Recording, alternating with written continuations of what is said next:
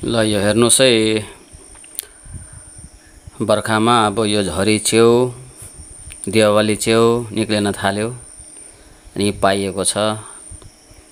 अनि सबै जग्गा सबै मानिसहरूले प्राय पाइसकेपछि खाने गर्छ। निकै स्वादिष्ट हुन्छ यो र प्राय जसो मान्छेले यो झरी च्याउ यो दिवाली च्याउलाई मन पराउँछ र यो च्याउ यहाँ पाइएको छ र साह्रै स्वादिष्ट हुन्छ यो र सबैले खाइराखेका छन् र आज पाइयो र अब पकाएर उहाँहरूले खानुहुनेछ।